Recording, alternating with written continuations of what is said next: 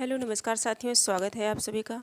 मित्रों, जैसा कि हम सभी जानते हैं, परिचित हैं कि जो है यूपी टीजीटी और पीजीटी की फिक्स डेट आ गई है। वैसे तो ये परीक्षा कई बार स्थगित हो चुकी है, कई बार डेट आई है, लेकिन ये मान के चलिए ये जो डेट है अब ये फाइनल एक फिक्स डेट है। और जैसा कि जानते हैं कि 1/8/2025 को नोटिस जारी हुई थी और इसमें पीजीटी जो है 15 व 16 अक्टूबर को और टीजीटी 18 व 19 दिसंबर 2025 को जो है डेट निर्धारित की गई है। और इसके साथ साथ जो टेट है, टेट की भी परीक्षा 29 व 30 जनवरी को डेट जो है फिक्स की गई है। तो इसे ध्यान रखते हुए, इन परीक्षाओं को ध्यान में रखते हुए हम सभी अपनी तैयारी को बेहतर से बेहतर बनाने की कोशिश करेंगे।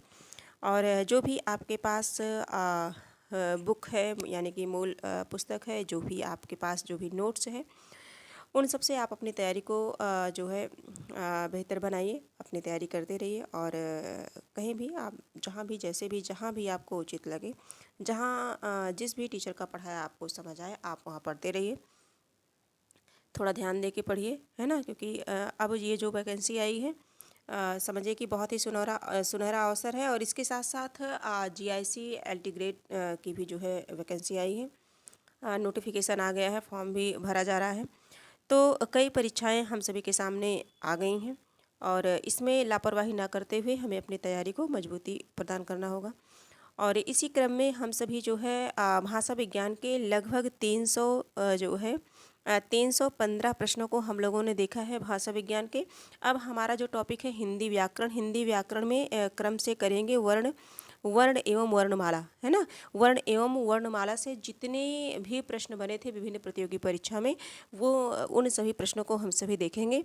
और बताना चाहूँगी कि ये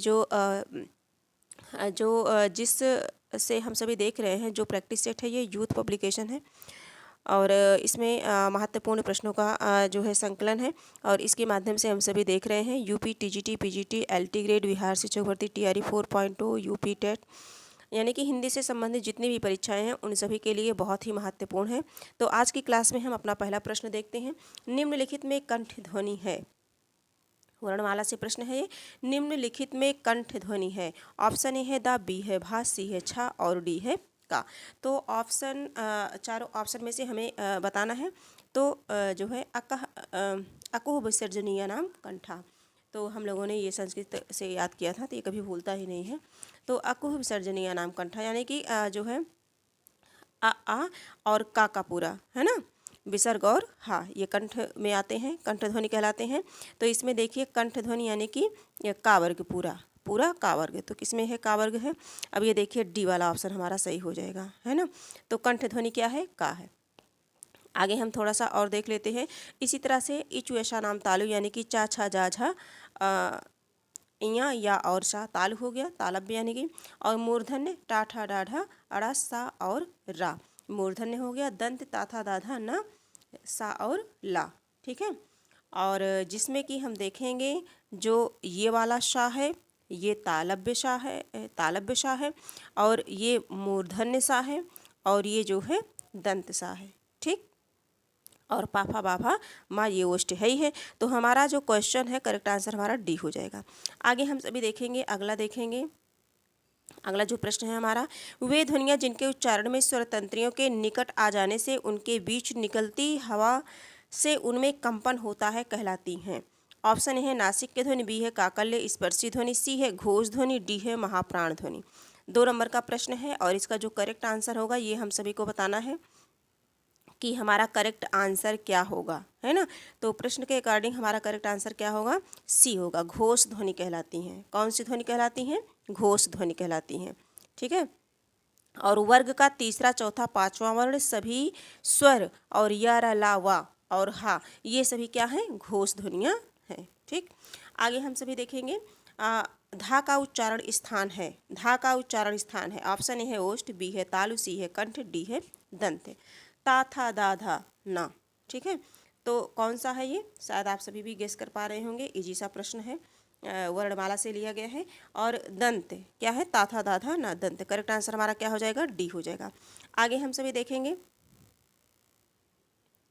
ये कुछ महत्वपूर्ण है। मूलतः हिंदी में उच्चारण के आधार पर 45 वर्ण, 10 स्वर, 35 व्यंजन एवं लेख के आधार पर 52 वर्ण है, 13 स्वर और 35 व्यंजन। अब इसमें एक और जुड़ गया है यानी कि 53 हो गया है, जैसा कि सभी जानते हैं। और ये जो है ये उल्टा 8 की जगह ऐसे उल्टा बनता है, सॉरी, इस तरह से, है ना। तो इस प्रकार से 53 हो गया है। हिंदी में व्यंजन वर्णों की संख्या 33 है ना, और जिनमें से इनकी निम्नलिखित श्रेणियां हैं, जैसे स्पर्श व्यंजन, अंतस्थ व्यंजन और ऊष्म व्यंजन। ठीक है, तो ये सारा रिवीजन कर लीजिए। का वर्ग, चा वर्ग, टा वर्ग, ता वर्ग, पा वर्ग। ठीक, और का वर्ग को हम किसके नाम से जानते हैं? कंठ के चा वर्ग को तालु से, और टा वर्ग को मूर्धा से, और ता वर्ग को दंत से, पा वर्ग को ओष्ठ के नाम से हम सभी जानते हैं। तो इस प्रकार से प्रश्नों के माध्यम से पूरा हम सभी का रिवीजन हो जाएगा। अगला हम देखते हैं, निम्नलिखित में से कौन से दो वर्ण आयोगवाह कहलाते हैं? आयोगवाह कौन से दो वर्ण ऐसे हैं जो कहलाते हैं? 4 ऑप्शन हमारे सामने हैं और इनमें से हमें करेक्ट आंसर बताना है। तो अन और आह, अन और आह ये क्या कहलाते हैं? आयोगवाह। हमारे किस ऑप्शन में है? डी ऑप्शन में है। करेक्ट आंसर हमारा क्या बनेगा? डी बनेगा। आगे हम अपने प्रश्न पर चलते हैं। प्रश्न संख्या 5 देखते हैं। अब अगर पूछ लिया जाए कि आयोगवाह की संख्या कितनी है, तो 2 है। कितनी है? 2 है। ठीक है, ऐसे वर्ण जिनमें स्वर एवं व्यंजन दोनों के गुण पाए जाते हैं उन्हें आयोगवाह कहते हैं। इनमें स्वर का भी गुण पाया जाता है और व्यंजन का भी गुण पाया जाता है। ठीक है, हिंदी वर्णमाला में अनुस्वार जो है अन एवं विसर्ग आयोगवाह वर्ण कहलाते हैं। आगे हम सभी देखेंगे। 5 नंबर का प्रश्न है, वाक्यों में प्रयुक्त शब्दों का व्यवहारिक और अनुशासित रूप कहलाता है। ऑप्शन ए है अक्षर, बी है वर्ण, सी है पद और डी है शब्द। तो 5 नंबर का जो प्रश्न है हमारा, इसे हमें देखना है। फिर से पुनः मैं प्रश्नों को पढ़ना चाहूँगी। वाक्यों में प्रयुक्त शब्दों का व्यवहारिक और अनुशासित रूप कहलाता है। व्यवहारिक और अनुशासित की बात हो रही है, तो इसमें जो हमारा करेक्ट आंसर होगा क्या होगा? इसमें जो हमारा करेक्ट आंसर होगा वो होगा सी। सी यानी कि पद। क्या कहलाता है? पद कहलाता है। आगे हम सभी देखेंगे। इसी प्रकार सार्थक वर्ण या वर्णों के समूह को शब्द कहते हैं। ध्यान देंगे, ये प्रश्न बनता है परीक्षा में। और इसी प्रकार सार्थक वर्ण या वर्णों के समूह को हम क्या कहते हैं? शब्द कहते हैं। ठीक है, आगे हम सभी देखेंगे। निम्नलिखित में अघोष महाप्राण ध्वनि है। ऑप्शन ए है खा, बी है का, सी है डा, डी है धा। ठीक है, निम्नलिखित में अघोष महाप्राण ध्वनि है। चारों में से बताना है। प्रश्न संख्या 6, अघोष महाप्राण ध्वनि है। अब देखिए, जो अघोष महाप्राण ध्वनि होती है, अघोष महाप्राण ध्वनि, तो इसमें खा अघोष महाप्राण ध्वनि है। खा क्या है? अघोष महाप्राण ध्वनि है। अब हम सभी देखेंगे अल्प प्राण और महाप्राण क्या है। 1, 3, 5 यानी कि किसी भी वर्ग का पहला, तीसरा और पांचवा, यानी कि टोटल क्या हो गया? 135। और प्लस इसमें हम कर लेते हैं या, रा, ला और वा। ठीक है, ये 4 वर्ण हो गए। और इसके बाद जितने भी स्वर होते हैं वो सभी क्या कहलाते हैं? अल्प प्राण कहलाते हैं। और यहाँ क्या पूछा गया? अघोष महाप्राण पूछा गया है। अब हम महाप्राण देख लेते हैं, यानी कि दूसरा और चौथा। जब 1, 3, 5 पहला ये अल्प प्राण हो गया, तो दूसरा और चौथा क्या हो गया? महाप्राण हो गया। तो यह देखिए, इसमें देख सकते हैं, इसमें खा क्या है? वर्ग का दूसरा वर्ण है। वर्ग का दूसरा वर्ण है, तो करेक्ट आंसर हमारा क्या बन जाएगा? खा बन जाएगा। अगला हम सभी देखते हैं। इस प्रकार से देख सकते हैं। महाप्राण है ना, दूसरा चौथा सा सा सा और हा, महाप्राण ध्वनि हो गई।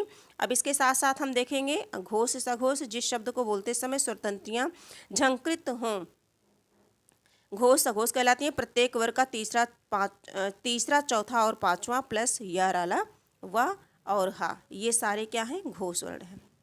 इसी तरह से अघोष वर्ण की अगर चर्चा की जाए, तो प्रत्येक वर्ग का पहला और दूसरा, और इसके साथ जो है ऊष्म, यानी कि शा, सा और सा। ठीक है, ये अघोष में आते हैं। आगे हम सभी देखेंगे अंतस्थ व्यंजन। यहाँ से प्रश्न बनता ही बनता है, इसलिए इस टॉपिक को थोड़ा गहराई से पढ़ेंगे, अच्छे से पढ़ेंगे। और अंतस्थ व्यंजन है, ऑप्शन ए है चा, छा, जा, झा, बी है ता, था, दा, धा, सी है पाफा, बाभा, डी है यारा, लावा। अंतस्थ 7 नंबर का प्रश्न है और इसका करेक्ट आंसर है यारा, लावा। और यार अलावा किस ऑप्शन में है, डी ऑप्शन में है। तो करेक्ट आंसर हमारा क्या बनेगा, डी बनेगा। या और वा को अर्ध स्वर भी कहते हैं, ठीक है, और रा को क्या कहते हैं, लुंठित व्यंजन कहते हैं। ला को जो है पार्श्विक कहते हैं। रा को लुंठित और प्रकंपित भी कहते हैं, लेकिन ला को जो है, ला को पार्श्विक व्यंजन के नाम से भी जानते हैं। इस तरह से ये हो गया। आगे हम सभी देखेंगे 8 नंबर का जो प्रश्न है, प्रश्न संख्या 8। एक में तालव्य ध्वनियों का प्रयोग हुआ है। एक में तालव्य ध्वनियों का प्रयोग हुआ है। ऑप्शन ए है पापा, बी है बाबा, सी है मामा, डी है चाचा। प्रश्न संख्या 8। तो इसमें इसका जो करेक्ट आंसर हो जाएगा वो हो जाएगा डी। क्या हो जाएगा, डी। इचु यशा नाम तालु, है ना, ई और पूरा चावर्ग या और शा, ठीक है, ये तालु कहलाते हैं। तो चा इसमें है तो क्या हो जाएगा, देखिए प्रश्न किस तरह से बना है कि एक में तालव्य ध्वनियों का प्रयोग हुआ है। तो करेक्ट आंसर हमारा क्या होगा, डी होगा। 9 नंबर के प्रश्नों को देखते हैं हम सब। ये हम देख सकते हैं थोड़ा सा सूत्र के माध्यम से।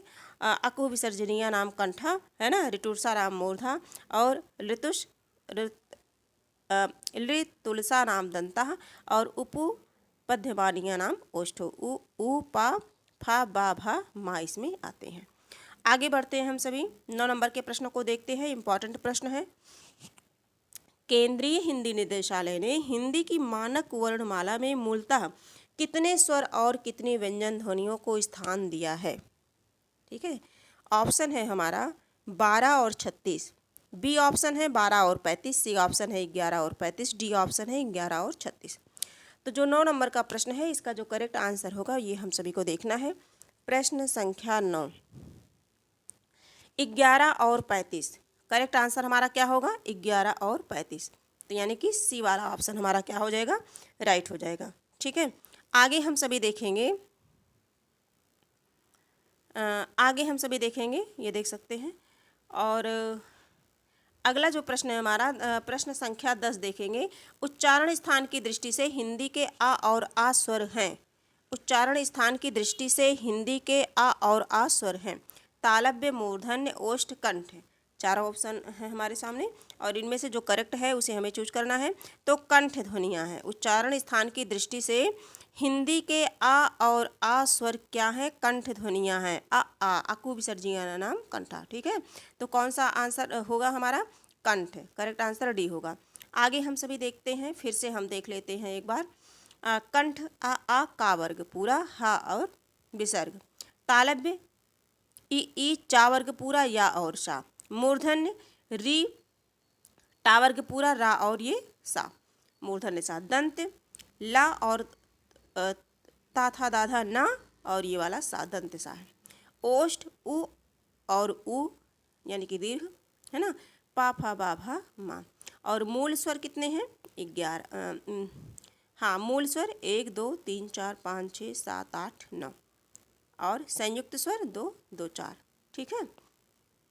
आगे हम सभी देखेंगे 11 सभी स्वर होते हैं। ऑप्शन ए है दीर्घ, बी है अघोष, सी है महाप्राण, डी है अल्पप्राण। प्रश्न संख्या 11 यूपी टीजीटी परीक्षा 2021 का बना हुआ प्रश्न है ये। प्रश्न संख्या 11 सभी स्वर होते हैं, क्या होते हैं।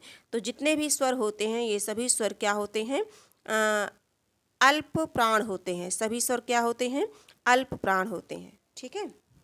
अल्प प्राण क्या है, जिन ध्वनियों के उच्चारण में मुख से कम मात्रा में प्राणवायु बाहर निकले उन्हें अल्प यानी कि थोड़ी कम मात्रा में, ठीक है। तो करेक्ट आंसर हमारा क्या बनेगा, डी बनेगा। सभी स्वर क्या होते हैं, अल्प प्राण होते हैं। आगे हम सभी देखेंगे प्रश्न संख्या 12 देखेंगे। निम्नलिखित में से कौन सा वर्ण घोष महाप्राण है। ऑप्शन ए है शा, बी है सा, सी है सा, डी है हा। घोष महाप्राण की बात हो रही है। प्रश्न संख्या 12, तो घोष भी है और महाप्राण भी है।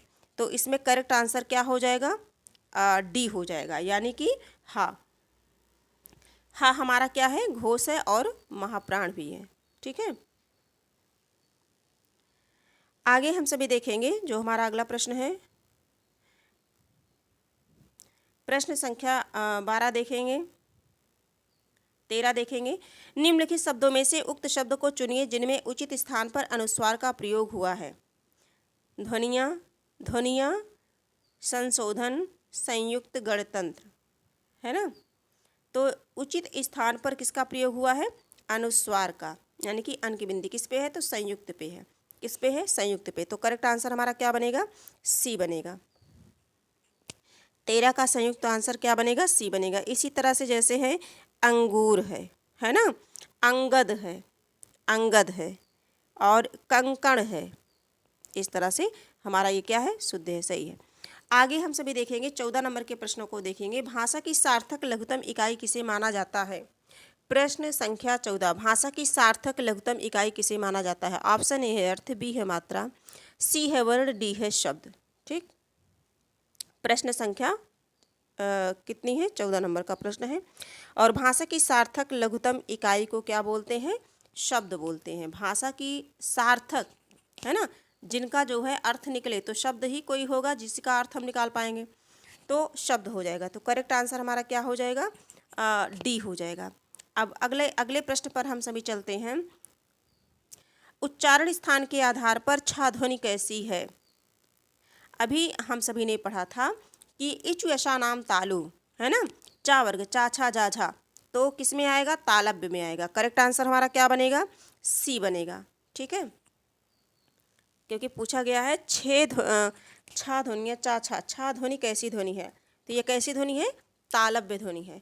आगे बढ़ते हैं, हम सभी प्रश्नों को देखते हैं। हमारा जो 16 नंबर का प्रश्न है वो है, ये सारी चीज़ें हम लोगों ने कई बार पढ़ ली है ना, एक बार आप देख सकते हैं रिवीजन के तौर पे, क्योंकि जितनी बार रिवीजन करेंगे हम सभी, उतना ही हम सभी के लिए लाभदायक है। तो देखेंगे 16 नंबर का प्रश्न है, निम्नलिखित में से स्पर्श संघर्षी महाप्राण व्यंजन है। निम्नलिखित में से स्पर्श संघर्षी महाप्राण व्यंजन है।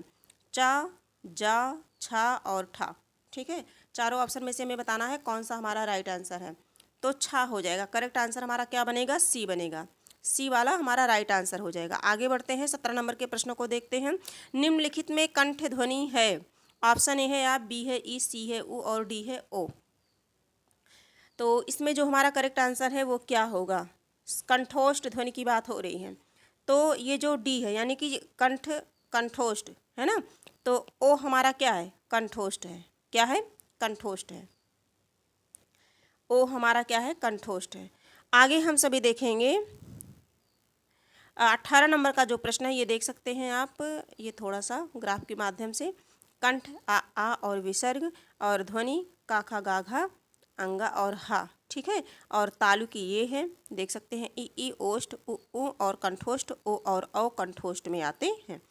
आगे हम सभी देखेंगे 18 नंबर का प्रश्न है, हिंदी शब्दकोश में इनमें से कौन सा शब्द सबसे पहले आया है? पकवान, द्वार, त्राटक, क्षमा।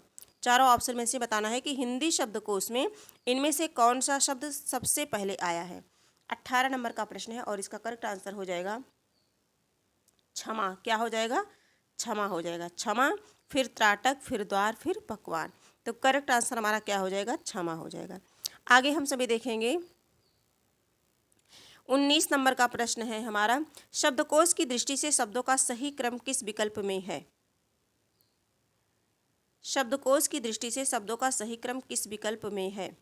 चारों विकल्प हमारे सामने हैं और इसका जो करेक्ट आंसर होगा, ये पेपर थोड़ा सा पहले से सॉल्व हुआ था तो इसके लिए मैं क्षमा चाहूँगी क्योंकि आंसर टिक हो गया है। फिर भी देखते हैं हम लोग। सबसे पहले कंठ यानी कि